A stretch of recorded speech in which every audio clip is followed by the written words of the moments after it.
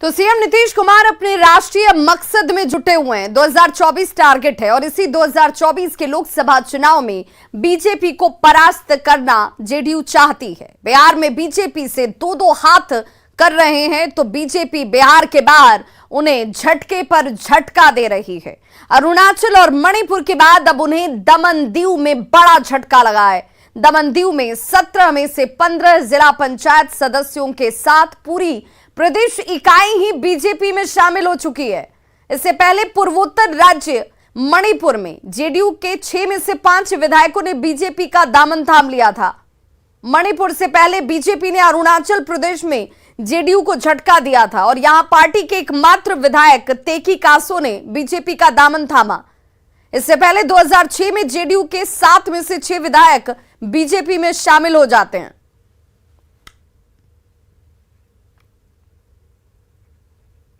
तो दमन दीव में जेडीयू की टूट पर बिहार में सियासी घमासान शुरू हो चुका है। जेडीयू ने बीजेपी पर हमला किया तो बीजेपी ने इसे लेकर जेडीयू के ऊपर पलटवार किया है। चरित्र को देश की जनता अब समझ चुकी है। भारतीय जनता पार्टी देश के स्तर पर पहले क्षेत्रीय दलों से समझौता करती है, सरकार बनाती है, फिर धन बल का प्रयोग करके उस क्षेत्रीय पार्टी को समाप्त करने का अभियान भारतीय जनता पार्टी पूरे देश में चला रही है।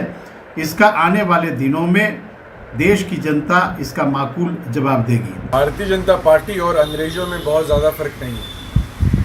अंग्रेज भी तोड़ना, जोड़ना, बंटवारा करना, भारतीय जनता पार्टी भी तोड़ना, जोड़ना, बंटवारा करना। तो आज जो भारतीय जनता पार्टी कर रही है, आश्चर्य की बात क्या है? अरे जब जनता दल ही उनके साथ अलायंस में था तब भी उनके विधायक ले गए थे वो लोग अरुणाचल में।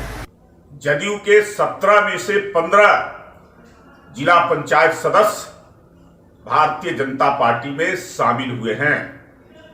वे एनडीए के साथ पहले भी थे, आज भी एनडीए के साथ है।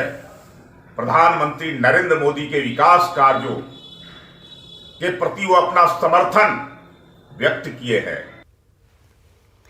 तो बीजेपी नेता और बिहार के पूर्व डिप्टी सीएम तारकिशोर प्रसाद ने कहा कि नीतीश कुमार जब से आरजेडी के साथ गए हैं तब से जेडीयू के अंदर बेचैनी है और यही वजह है कि पार्टी के नेता बीजेपी में शामिल हो रहे हैं।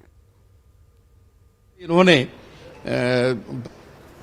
राष्ट्रीय जनता दल के साथ हाथ मिलाया, जिस पर कई आरोप उन्होंने ही लगाया और राष्ट्रीय जनता दल के नेताओं ने इनके बारे में क्या नहीं कहा, जिसकी विस्तार से चर्चा मैंने विश्वास मत के दौरान अपने संबोधन में किया था। तो उसके बावजूद भी अगर उन्होंने अपने राजनीतिक स्वार्थ के लिए उनसे हाथ मिलाया तो इनके दल के अंदर कहीं न कहीं एक बड़ी बेचैनी है। दल के लोग महसूस कर रहे हैं अब हम ऐसे नाव पर हैं जिसके नाविक तो डूबेंगे ही और साथ साथ पूरे जनता दल यूनाइटेड का ये नाव है वो भी पूरा डूबेगा और उसमें सभी जनता दल यूनाइटेड के जो नेता हैं, कार्यकर्ता हैं, वो कहीं के नहीं रहेंगे। ये जनता दल यूनाइटेड के लोगों ने महसूस करना प्रारंभ कर दिया है। इसके लगातार इस डूबती नाव से सब छलांग लगा रहे हैं।